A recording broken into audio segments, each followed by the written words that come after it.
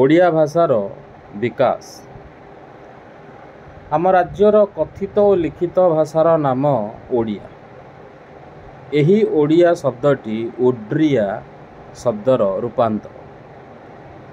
ଭରତ ମୁନିଙ୍କ ରଚିତ ନାଟ୍ୟଶାସ୍ତ୍ର ନାମକ ପ୍ରାଚୀନ ଗ୍ରନ୍ଥରେ ଶବର, ଆଭୀର ଓ ଉଡ୍ର ଜାତିମାନଙ୍କର କଥିତ ଭାଷାର ନାମୋଲ୍ଲେଖ ରହିଛି।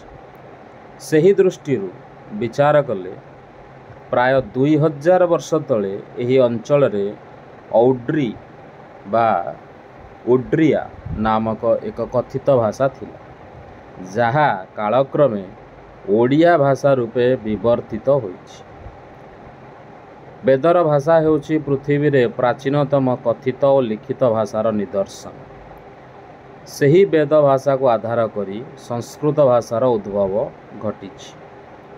ପୂର୍ବେ ସଂସ୍କୃତ ଭାଷା ଶିଷ୍ଟମାନଙ୍କର ଲିଖିତ ଓ କଥିତ ଭାଷା ଥିଲା।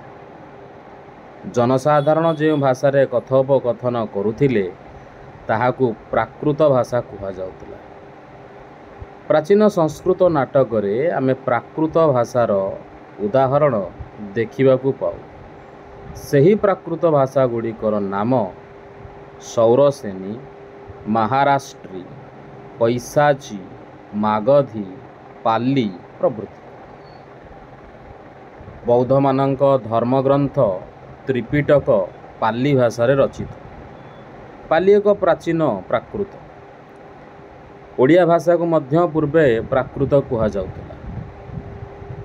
ଜଗନ୍ନାଥ ଦାସ ସଂସ୍କୃତ ଭାଗବତକୁ ଓଡ଼ିଆରେ ଅନୁବାଦ କରି ଲେଖିଛନ୍ତି, ପ୍ରାକୃତ ବନ୍ଧେ ଭାଗବତ କହଇ ଦାସ ଜଗନ୍ନାଥ।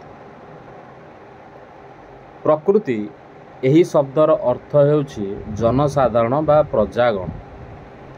ତେଣୁ ଜନସାଧାରଣଙ୍କ ଭାଷା ହେଉଛି ପ୍ରାକୃତ।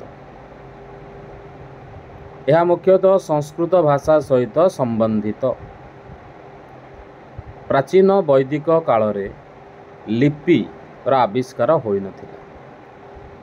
ବେଦଶାସ୍ତ୍ରକୁ ଲୋକେ ଶୁଣି ଶୁଣି ମନେ ରଖୁଥିଲେ। ସେଥିପାଇଁ ବେଦର ଅନ୍ୟ ନାମ ଶ୍ରୁତି। ସେ ସମୟରେ ବେଦର ଭାଷା ଥିଲା ତତ୍କାଳୀନ କଥିତ ଓ ସାହିତ୍ୟିକ ଭାଷା। ବେଦ ଭାଷାରୁ ସଂସ୍କୃତ ଭାଷାର ସୃଷ୍ଟି।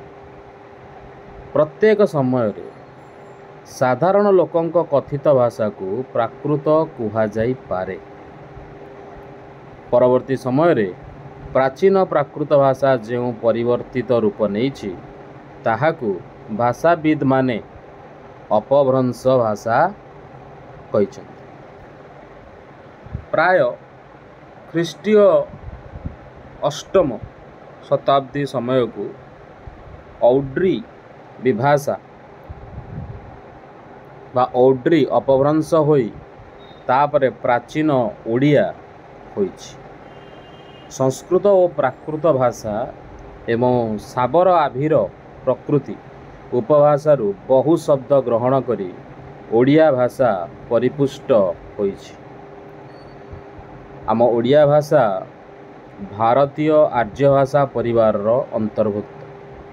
ଏହି ପରିବାରର ଅନ୍ୟାନ୍ୟ ଭାଷା ଗୁଡ଼ିକ ହେଲା ଆସାମୀ, ବଙ୍ଗଳା, ଭୋଜପୁରୀ, ହିନ୍ଦୀ ପ୍ରଭୃତି।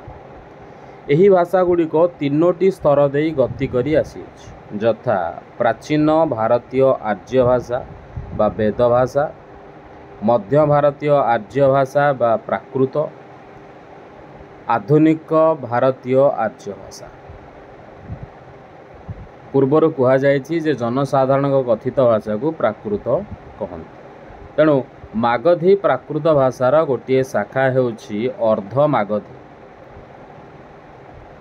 ବର୍ତ୍ତମାନର ପୂର୍ବ ଭାରତୀୟ ଭାଷାମାନଙ୍କ ଉପରେ ପାଲି ଓ ଅର୍ଦ୍ଧ ମାଗଧୀର ପ୍ରଭାବ ଦେଖିବାକୁ ମିଳେ।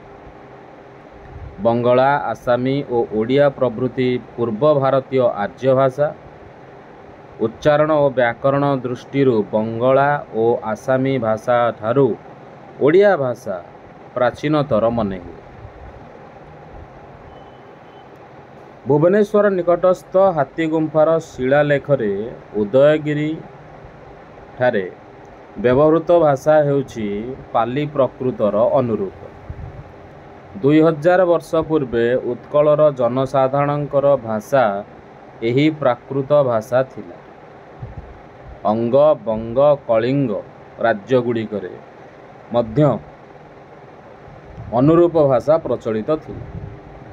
ପ୍ରାୟ ଖ୍ରୀଷ୍ଟୀୟ 7ମ-8ମ ଶତାବ୍ଦୀ ବେଳକୁ ଏହି ପ୍ରାକୃତ ଭାଷା ଅପଭ୍ରଂଶ ଭାଷା ରୂପେ ପ୍ରଚଳିତ ହେଲା। ଏହି ଅପଭ୍ରଂଶର ନିଦର୍ଶନ ଆମେ ସିଦ୍ଧାଚାର୍ଯ୍ୟମାନଙ୍କ ଦ୍ୱାରା ରଚିତ ଚର୍ଯ୍ୟାପଦରୁ ଦେଖିବାକୁ ପାଉ। 8ମ ଶତାବ୍ଦୀ ବେଳକୁ ବହୁ ସହଜଯାନୀ ବା ସହଜାଚାରୀ ସାଧୁସନ୍ଥ ବିଭିନ୍ନ ସ୍ଥାନରେ ବୁଲି ବୁଲି ଦୋହା ଗୀତରେ ନିଜର ଧର୍ମ ମତ ପ୍ରଚାର କରିଥିଲେ। ସେମାନଙ୍କ ମଧ୍ୟରୁ କେତେକ ଏହି ରାଜ୍ୟର ଅଧିବାସୀ ଥିଲେ।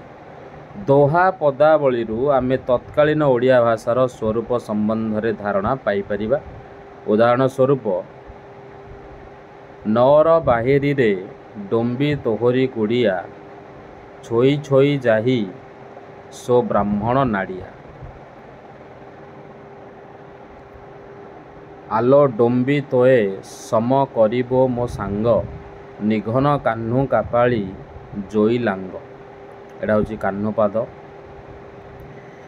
ଏହି ଦୋହା ଗୁଡ଼ିକରେ ବ୍ୟବହୃତ ହୋଇଥିବା ଅପଭ୍ରଂଶ ଭାଷା ହେଉଛି ଓଡ଼ିଆ, ବଙ୍ଗଳା, ଆସାମୀ ଭାଷାର ମୂଳ ରୂପ ସଦୃଶ।